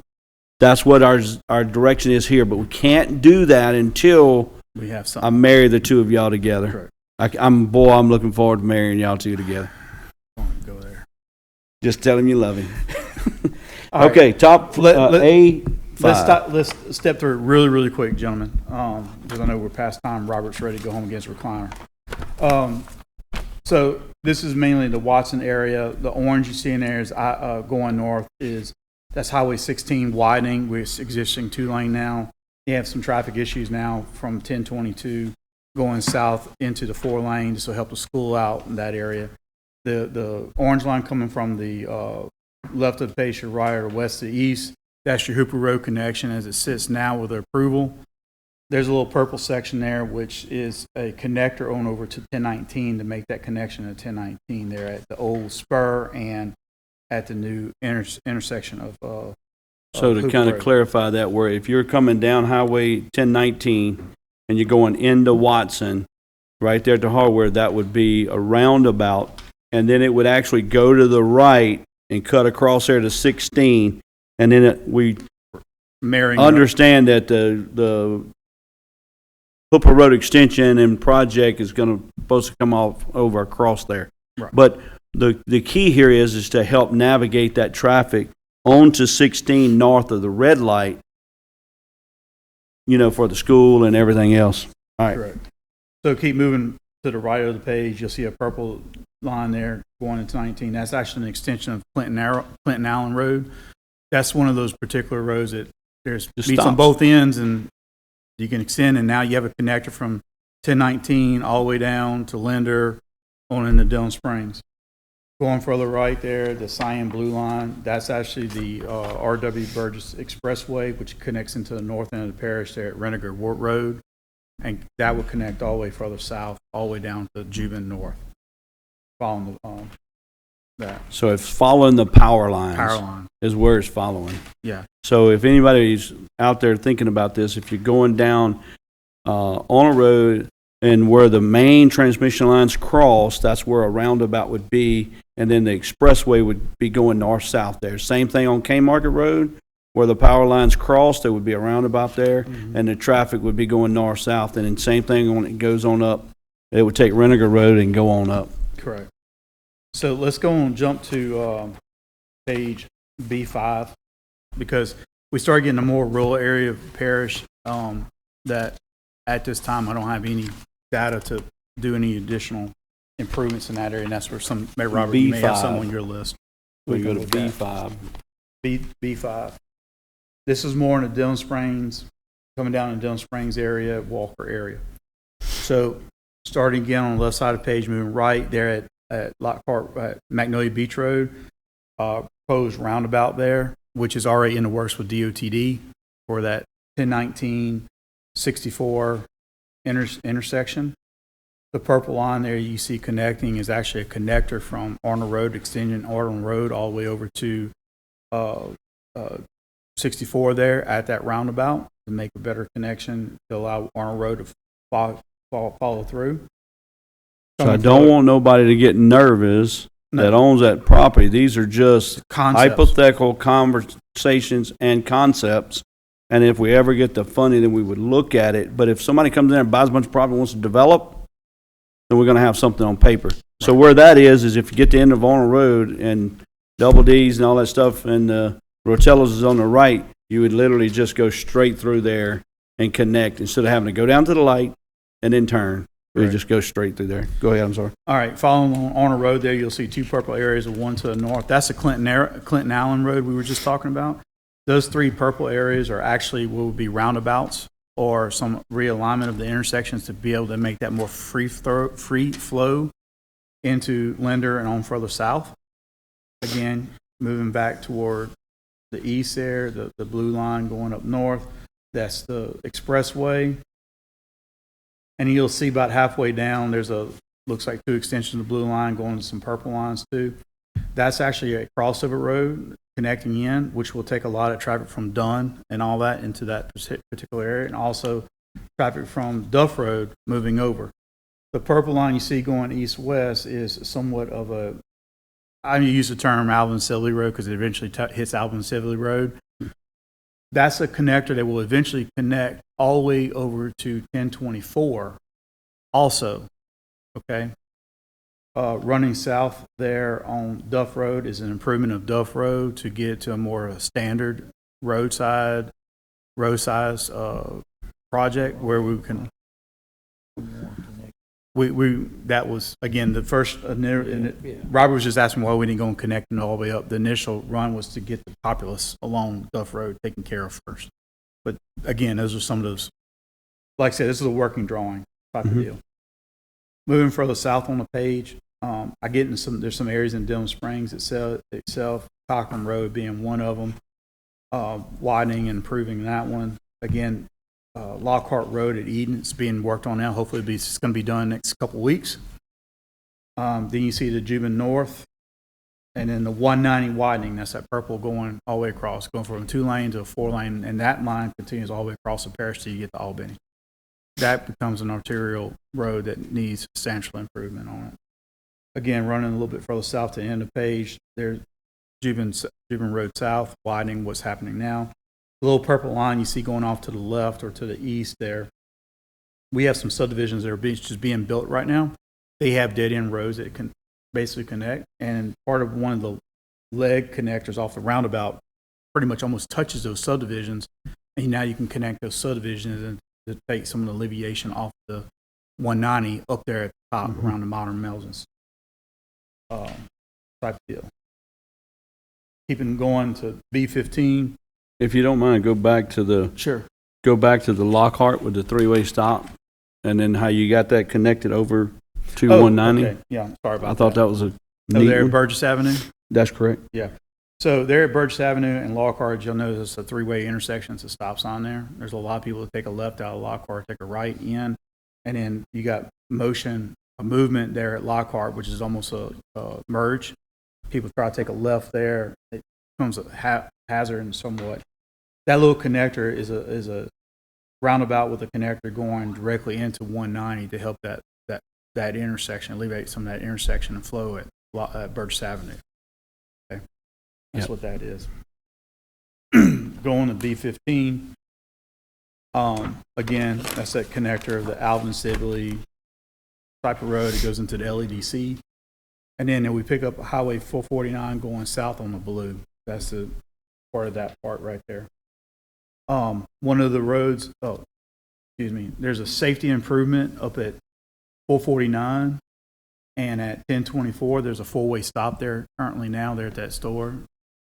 Suggest put a roundabout there. North Carbon School. Yeah. Some people forget there's a stop sign there and runs that stop sign. So putting a roundabout in there helps that intersection out. There's a crash count up in that intersection. Okay. And that's another one of those it navigates the people, but it's also a calming device, so to speak, because they're around it and then just boom. Right, you got one curve coming off the north, it's blind coming in a stop Yep. sign. You got straightaways right there, high speed type of deal. Yeah. It's just a safety improvement project, guys. The road through LEDC, that's the existing road. It runs through LEDC. It's a logging road. That's going to be pretty much your main corridor inside of LEDC type of deal.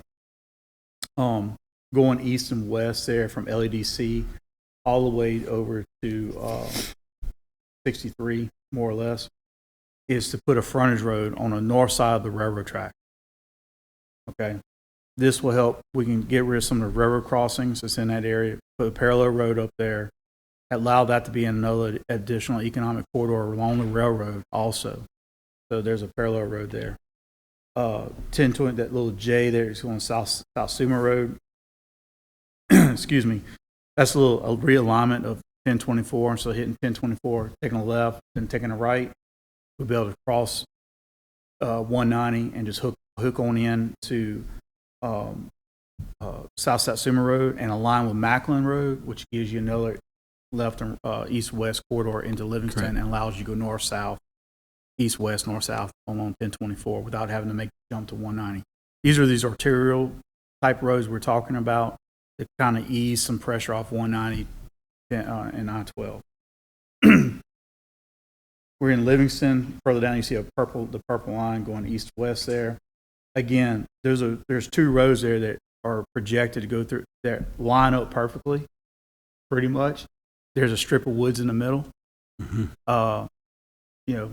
Connect the roads, you create a connector down through there. Yeah. So you create a connector back down the Satsuma exit. So that gives not only Livingston a Livingston exit, but it allows them to have a secondary exit to Satsuma if traffic or something like that happens. And of course, South Satsuma Road, if y'all look at it, there's some improvements to the interchange there, just off the page, on the edge of the page. B25, we're getting more on the east side of the parish. Again, if you look up in the middle, these again are just connecting some roads, some existing parish roads that are aligned there. And I think that's the Kenshin Road. I left my glasses on right there. The roads are there. Just we need to look at a connector because right now anybody cutting through there and they come back around it, they have to drive all the way around type of deal.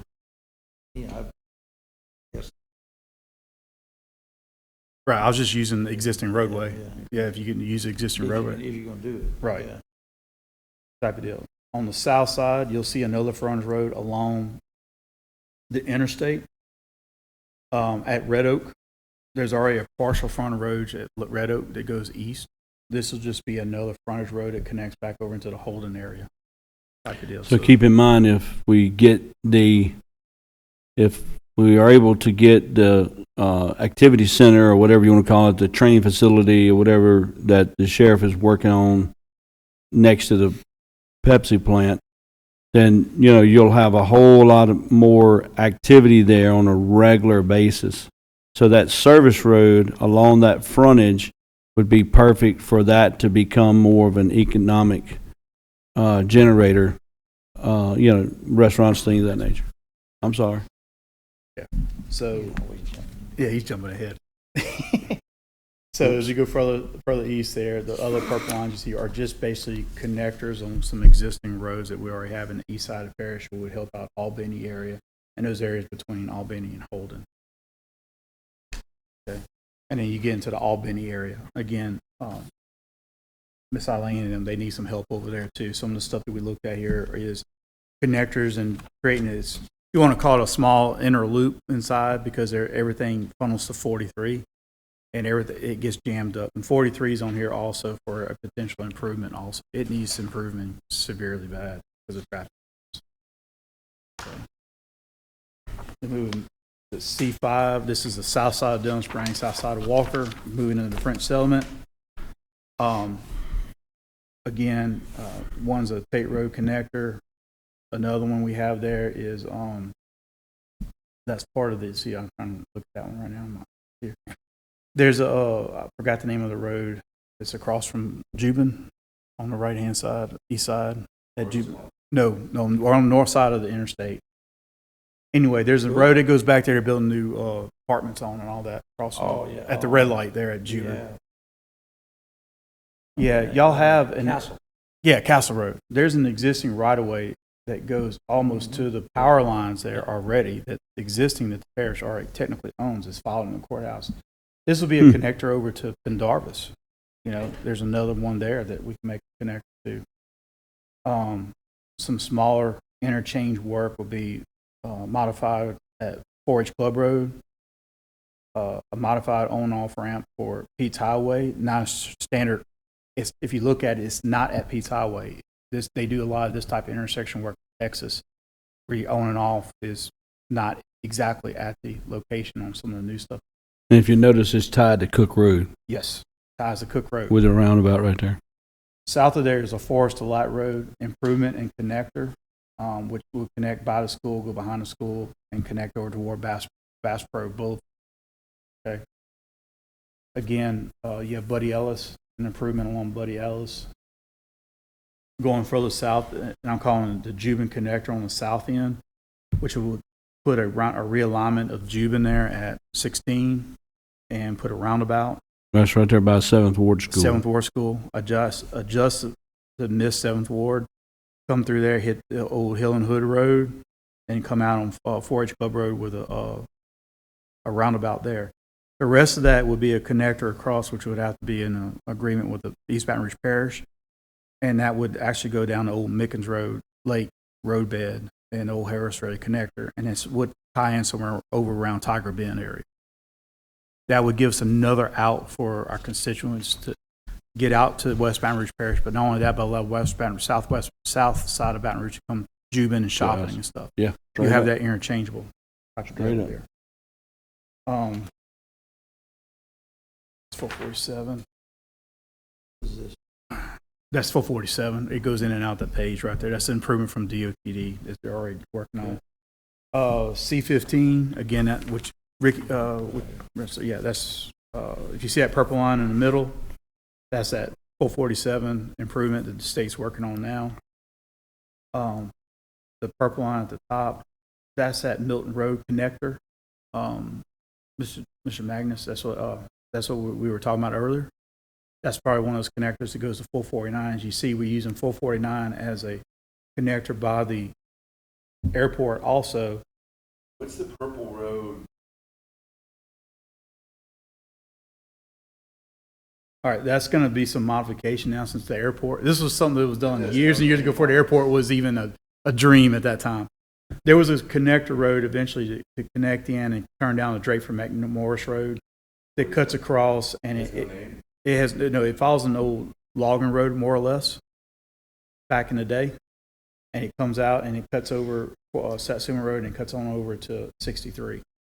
So it was something to make a connector across just east-west there, and that would be modified now based on the airport going in that location. Again, y'all guys remember this is something I had compiled over for years. Yeah. Type of deal. So some of this stuff is 100%. All this stuff is 100% concept, and there's got to be some modifications. So are we going to get to the one where we were talking about the service road to Satsuma Road coming? Yeah, that's the one we were just talking about up there at Milton and the front. Okay. Front service road along the interstate. Yeah, top left. Yeah, so at the very top of the page, it kind of gets all the way cut to off. the It's edge. not against the interstate. No. Yeah, We could actually, we talked about it, you could actually have two of them there. You could actually go up to the interstate and have a frontage road all the way down to, It's there. and tied to what's there now. Black line. Yeah, All no. right, and then over on your right-hand side, if you look, you're 6342 roundabout there. There's a four-way stop there now. This will also help for the 63 extension we were talking about earlier. As far as an evacuation route, this allows the free flow of that traffic to get on up to the interstate and disperse as it needs to disperse. This is another example, just like 44, roundabouts needed, like we don't need it, we need to be forward thinking, we need to go ahead and look at trying to get that designed and in the hopper. Correct. About a roundabout. Like when you exit here at Frost, Yes, we talked Yeah. about that, in fact, and South that's, Ross, because, yeah, that. I we, mean, we've I get just, stuck in, when you get off right there on the south, coming here, yeah. We've talked about that, adding that to the list. On this list is actually creating a dumbbell, like Walker is with the dumbbell, on both sides. I mean, on Thursday, like, coming to this, and then tomorrow, I don't get here before 5 o'clock. You toast. It's 10, 12, 15 cars. Most of your interchanges that is being designed now is being designed with some type of what they call free flow intersection now. Be a roundabout, a divergent diamond, or something to keep traffic moving along the interstate now on the side road. So that is something we've talked about, and I plan on adding it to this. The ones in Walker they've made that problem so much better as it is right now. It's still difficult over there, but I could definitely see where it would be a benefit for Correct. Livingston for sure. Correct. Next. All right, C-25, again, the connector on the left is basically connecting over to Red Oak Road. Right now, anybody in that area or anybody's that type of deal, they have to go completely around everywhere to go to get somewhere simple. Scenario. Over on the right-hand side, I forgot my glasses, what road that is. That's a road that, yeah, George White. That creates that little short distance right there. You can create a connector to help funnel traffic back down to 42 there off of George Wright Road without having them send them all the way to Springfield Right. type of deal. And these roads that we're talking about, these little connector roads, these are not like this is not like Florida Boulevard. No, This is just a good parish road. This is going to be a simple two-lane road Yep. built wide enough to put open ditch design. 60-foot right. Yep. Yeah. Yep. 6 foot, worst case 80, depends on how deep the ditch gets. Yep. But those when we say connector road, that's what we're talking about. We're not talking about a 4-lane or a big wide 2-lane with turn lanes and all this kind of. This is just connect to our existing roads to make these more of a collector for these areas. Okay. C-35, the one we have there in Springfield, that's going to be a roundabout there because of that, improving that intersection that's there, because that's a hard angled intersection.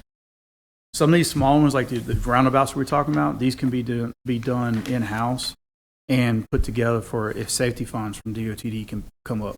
And that can be the small dollar items with high impact. Yep. Forward thinking, move Forward fast. thinking. Yep. Okay. Going to D15. D15, this is what Mr. Lonnie was talking about a while ago. That's the end of the 449 connector into 63, and the little purple dot there, if you want to call it, that's that roundabout at 42, 2216 and all Port Vincent right there, which desperately needs to happen because I can tell you on the other side of the bridge, it backs up both ways for miles an hour. Yes. Yeah. Type of deal. Coming back along, they just did a realignment of 42 there, 22 there at the old Moonlight Inn. So that one, we can take that one out unless y'all want to look at potentially moving to a roundabout. But they just did that realignment and all that. So you have a turn lane coming off 42 and all that. Further south, along French Settlement, this is more of an improvement along by the schools and stuff like that to improve the road itself and maybe do like what we used to call paths of process or south safe route type of deal. We put some sidewalks out there, safety improvement, and potential roundabout there at the intersection of 444. Complete street branch or something. Yeah, complete street sounds good. Modify complete streets. Yes, Incomplete streets. We're on the same page. we on the same page. Y'all need to read further into the complete streets thing, please. Yeah. Okay. Now the big one that we were talking about earlier is the Highway 63 on D25.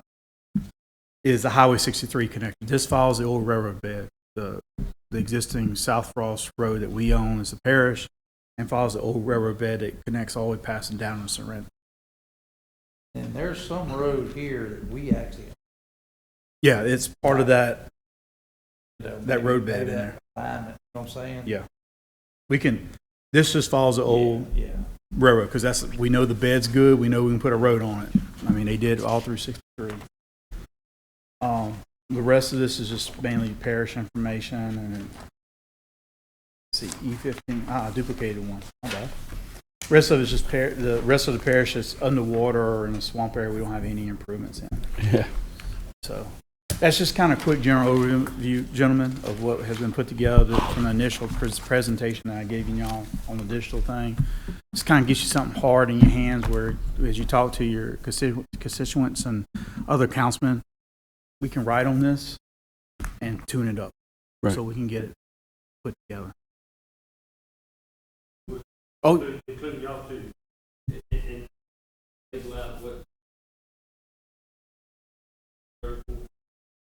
yeah. Right.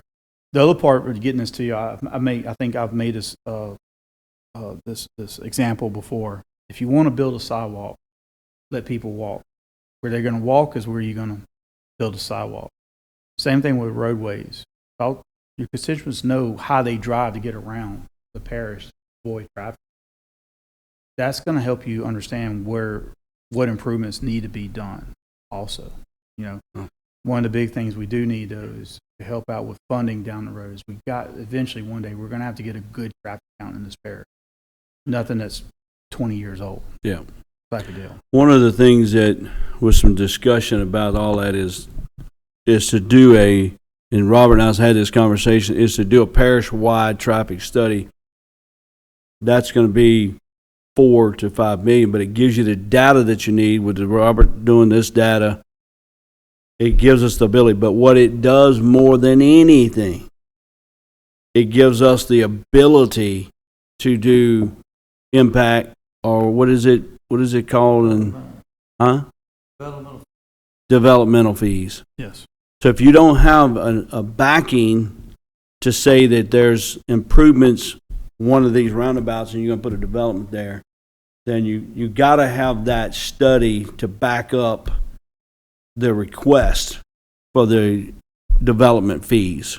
And I've heard all kind of different numbers on the development fees, but it's just another resource, and it's a fee. I believe in it because it's a development that is not there now. They're coming in, they're making an impact. So if they're going to make that impact, I believe a one-time fee is not too much to ask to help us with the curve and to help us with any kind of improvement that development may cause us, as a ripple effect on whatever road that they're sitting on.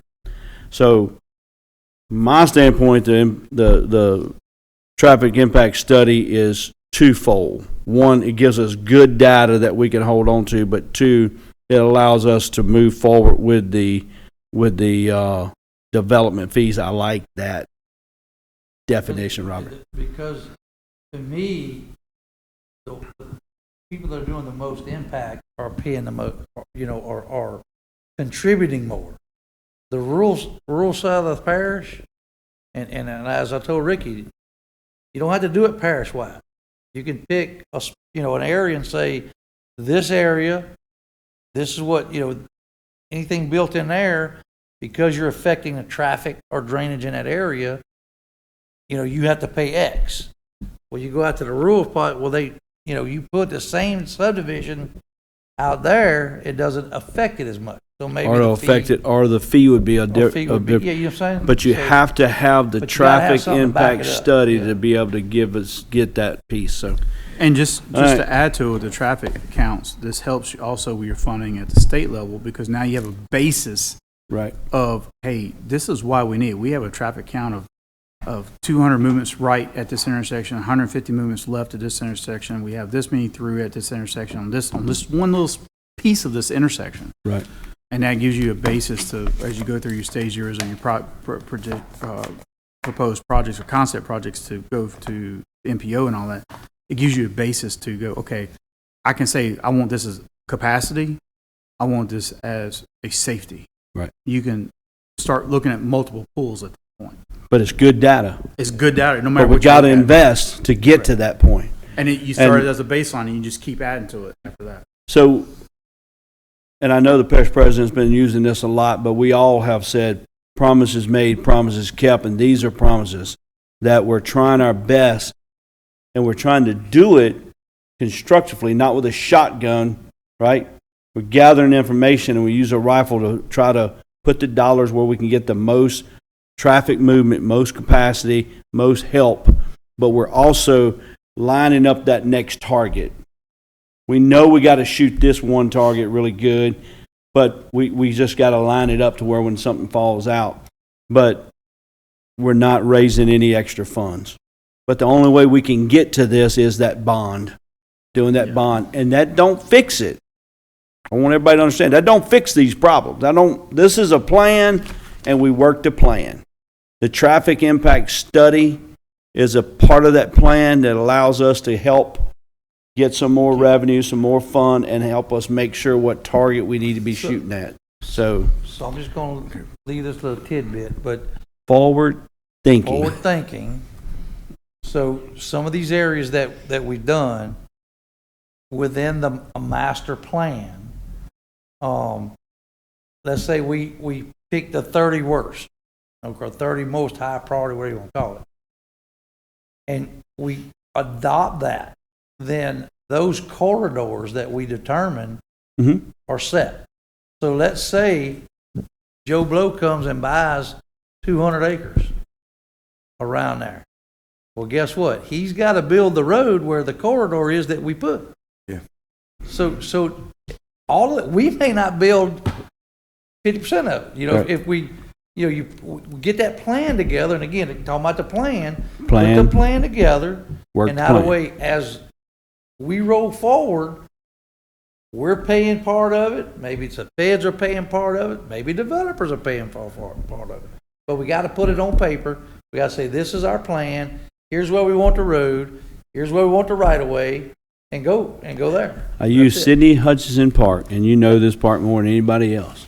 But I use Sidney Hutchinson Park as an example. I was on the city council as an alderman then, because it was a town council. And Mr. Sidney Hutchinson wanted to do something, so he was very kind on the price, but we bought that property as a city from him.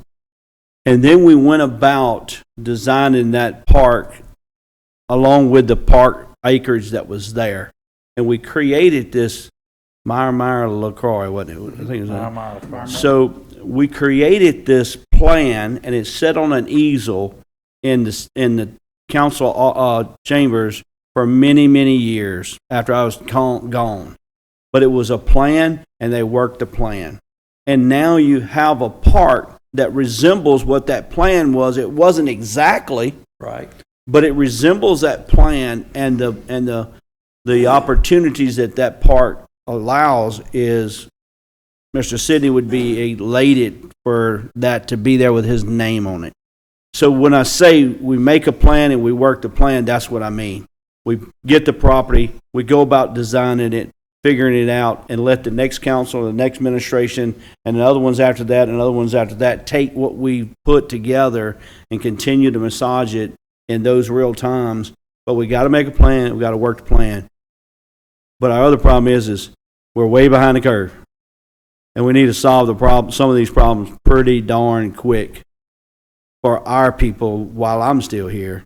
And the bonding, all of this is going to come together and work together. But Okay. all right, anybody else have any questions? I know Lonnie's ready to go. Move to adjourn? All right, motion adjourned. I second. Lonnie second. Motion carries. Anyone?